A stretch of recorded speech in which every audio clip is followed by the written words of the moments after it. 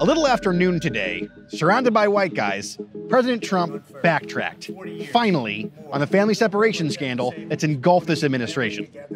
Most people in D.C. see this policy as a disaster that needs to be reversed. Full stop. Trump, on the other hand, seems to be torn about it. The dilemma is that if you're weak, which some people would like you to be, if you're really, really pathetically weak, the country's going to be overrun with millions of people. And if you're strong, then you don't have any heart. That's a tough dilemma. Perhaps I'd rather be strong, but that's a tough dilemma. Here's how that zero-tolerance policy actually works. Say a mother and son cross into the U.S. improperly, outside of a so-called port of entry. They're swiftly intercepted by a Customs and Border Protection officer, who takes them to a detention center run by Immigration and Customs Enforcement. There, mother and son are processed. And because the mother's committed a crime by crossing the border, she's arrested. Within 48 hours, she's taken from the ICE detention center into the custody of the U.S. Marshals for a hearing in criminal court. Because U.S. law says a child can't be held in jail, her son can't go with her. This is why families are being separated. Trump's order doesn't change the basics of this. The mother's still going to be prosecuted, and most likely temporarily removed from her child. Before today, ICE was required to transfer the child left behind into the custody of the Office of Refugee Resettlement within 72 hours. That meant mother and son usually ended up in two totally different places, under the supervision of two different agencies, making it hard for them to even find each other, let alone be reunited. But now, her child will remain in the ICE detention facility waiting for her to return, which has typically been happening within a day or two, possibly sooner under the new order. So the hypothetical mom and son will be reunited, even if it's in detention. The order also allows the Defense Department to make military facilities available to DHS for use in housing families, and instructs the Attorney General to ask a federal judge to change or suspend the Flores Agreement, the court order that forbids keeping kids in detention for extended periods of time. What isn't clear is what happens to a kid in detention after 20 days. The government is mandated to release a child after 20 days, but not a parent. Using the executive powers to make such an important policy so hastily is generally a recipe for court challenges and a cue for Congress to step in and pass something more durable. Congress is already trying to do that, and members from both parties say they want to work together if they can figure out how. To make this point, Republican Congressman Tom Reed and Democratic Congressman John Garamendi reached out to Vice News and sat down with us for a joint interview just before Trump announced the executive order. Well, we know that there's a problem. Amen. Amen. We got a problem, and we have to find a solution to it. And there are certain elements to that problem that I think we all understand. We've got the DACA issue, we've got a border security issue. And I think there's a natural framework of consensus between Republicans and Democrats when it comes to recognizing we want to on both sides of the aisle, support the American dream, the land of opportunity, and at the same time keep us safe. The compromise bill that's supposed to be voted on this week, what does it do when it comes to family separation and dealing with families that cross the border? It recognizes that situation, and rather than have Department of Justice take the role in putting folks and separating them and keeping the adults in an adult prison type setting, it says what we're going to do is this is a unique area. We'll have Department of Homeland Security house these folks in a detention facility, not a jail. So it's not like as they're going to be released, but they're at least going to be kept together as they go through the process and get adjudicated. I would like to just make a clarification. This is a compromise between the Republicans. Well, the Democrats have not been involved in this, and therefore this piece of legislation has a lot of concerns on the Democratic side. Not so much what Tom just described as this process for people that are entering the United States with children. There's a way, we have to get into the details, and you've got to provide all the support and the money for it. But there's also some very serious concerns that we think are legitimate about the Republican compromise amongst themselves. Unfortunately, that has not involved Democrats at this point, and probably won't. I don't know, the bill's up tomorrow, and I don't know, Tom, is it going to pass? Well, it's a very dynamic situation. And So it sounds like you guys agree that something should be done, but you don't really agree on what exactly should be done. Is that correct? well, I don't know. I think if there's a agree lot with of it. agreement on that. There's a lot of politics being played right now. Okay. Okay. I'm just trying to explain to my viewers exactly what it is they can expect in the next couple of weeks. Anything?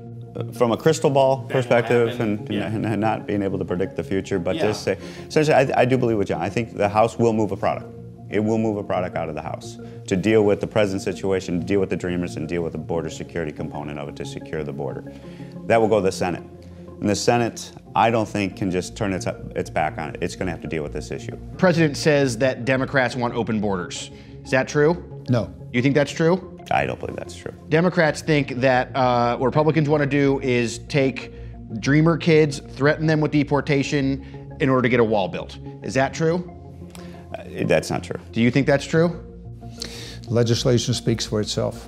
Okay. It's in the legislation. And finally, what has it been like the past few weeks in Congress during all of this? It feels from the outside like it's been pretty ridiculous. I don't think it's ridiculous. I think this is the process. You have 435 people come from every conceivable part of America with very different views about how they perceive a problem, in this case immigration. And we've got to work it out. It's the history of the Congress of the United States, which is best described as chaos that occasionally solves a problem. It starts with two. We'll get it done. We can do it. We can get it yes, done. we can.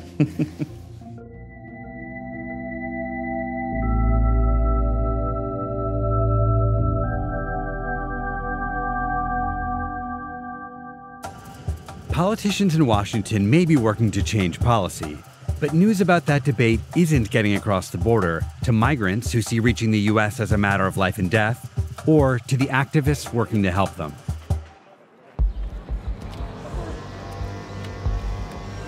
Buenos días.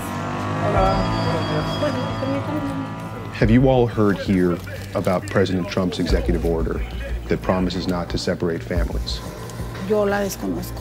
Soy la encargada de las notas periodísticas en todo lo relacionado a esta situación de migrantes, ya sea adultos, niños, familias, ¿sí? Y la verdad desconozco esta nueva nota, ¿no? del señor Trump. Entonces, pues, todo, como ustedes verán, el mural, todas las notas en lo relacionado a esta separación de familias, ahí está plasmado, ahí lo ven nuestros hermanos migrantes. Pero esta en especial sí la desconozco. Do you think the separation of families was discouraging people from Central America from trying to cross the border? No, no cambia. No cambia su iniciativa en la migración. Lo vemos a diario aquí porque ahorita puede haber 5 migrantes, pero al rato pueden ser 100 o más de 100 y los mismos que traen su sueño muy grabado en su mente y lo quieren intentar contra lo que sea. Have you already heard about President Trump's executive order signed today concerning separating families? No exactamente, lo único que sé que a las personas que crucen con niños los van a separar. Do you think Central American families, Mexican families coming to the border were deterred by the idea of family separation? Yo lo único que te puedo decir que es difícil separar los padres de los niños, pero es más peligro que corre allá en Centroamérica. Aquí ponle que un tiempo nomás no vas a ver a los niños, pero a lo último te van a juntar con ellos. Y allá corre el riesgo de que te pueden matar a ti y a tus hijos. De donde yo vengo, en el sur de México, ahorita es una pelea que se tiene entre bandas rivales de cárteles. Ellos hacen lo que ellos quieren. Do you think the executive order today that stops family separation is going to encourage more people to try and cross the border with their families? En el gobierno, lamentablemente, dicen una cosa y hacen otra. Y la migración va a seguir viniendo, hagan lo que hagan, van a seguir intentando entrar a los Estados Unidos. Porque en el país de uno, lamentablemente, la vida es difícil, viven amenazados, todo es peligroso, todo no hay fuentes de trabajo, peor si tienes familia, el gobierno no te ayuda. Y pues, la verdad, aunque no nos guste, en América no vive uno con grandes cosas, pero vive uno cómodo, tiene un trabajo estable, estás con tu familia, puedes ayudar a tu familia aquí en tu país, cosa que aquí en México no se puede, lamentablemente no.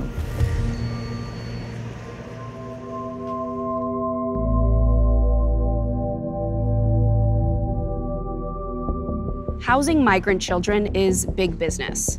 For the most well-known of the shelter nonprofits, Southwest Key, it's good business to the tune of about $500 million just this year. Right now, the Federal Office of Refugee Resettlement, or ORR, has been funding shelters across the country that have about 11,000 children in them. Half of those kids are in Southwest Key shelters. It was a much different story just a year ago. Things were stagnant. In May of 2017, Southwest Key had to let go of over 900 people in one day.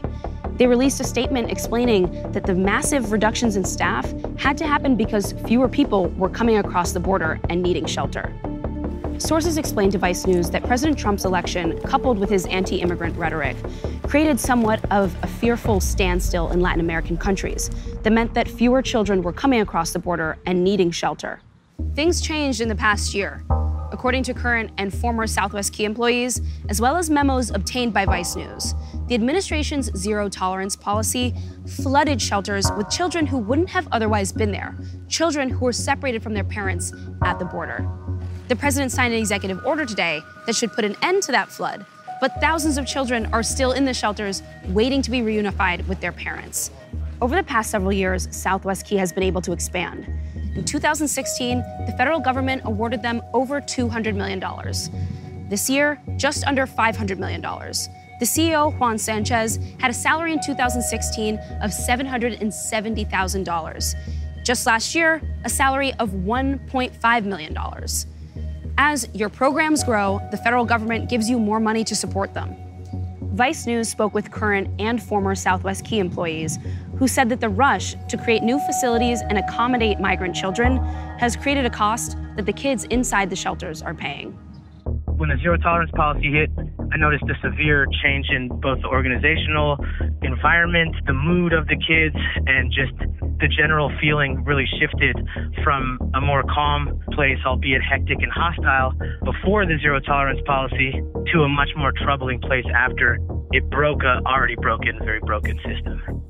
Pero de pronto, cuando entra en vigor esta ley de separar a las familias, la población de niños pequeños de esa edad de 5, 6 años hasta 7 años se elevó demasiado, llegó a un punto de tener 50 niños.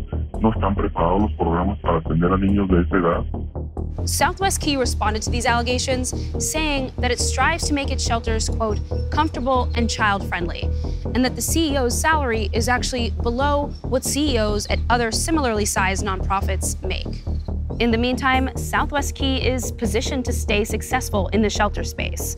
They've hired up a ton of the former employees of their former competitor. They're advertising a ton of new positions online. And they've just got a new lease for a space in Houston, Texas.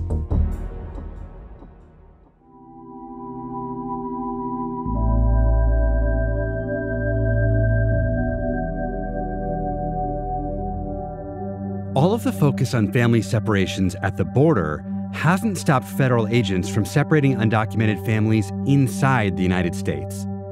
Just yesterday, Immigration and Customs Enforcement arrested 146 people at a plant in Ohio. ICE says it's the largest raid on a single workplace in 10 years, and it's already the second in the state this month.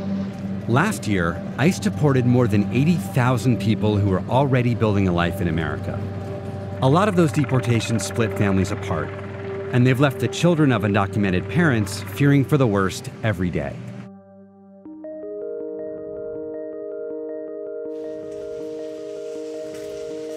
Nora Sandiego runs a foundation, which serves young American citizens born to undocumented parents who are at risk of arrest and deportation.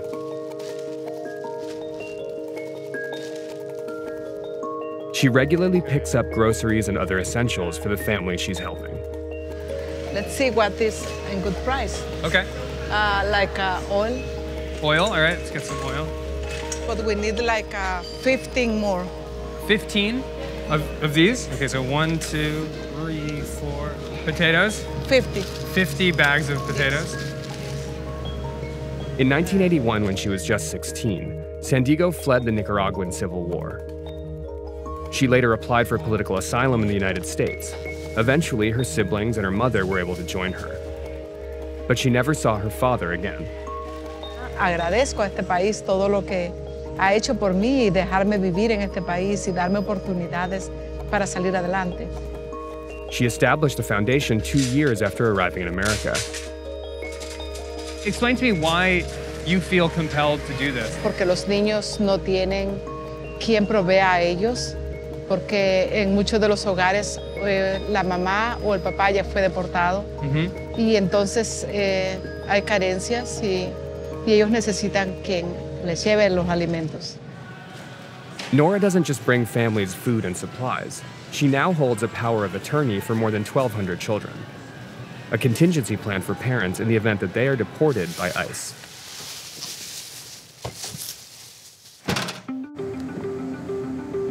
Andrea is one of those parents. Krishna. Oh, es Krishna. Andrea? Andrea. Nice to meet you. Sí. Ah, mira. Ay, Nora, disculpe que vengo del trabajo. No. Originally from Guatemala, Andrea is a mom to 5 children. 3 of them are U.S. citizens. A year ago, her husband was deported. And now, with the increase in immigration arrests, her American-born children are living in fear of losing their mother, too.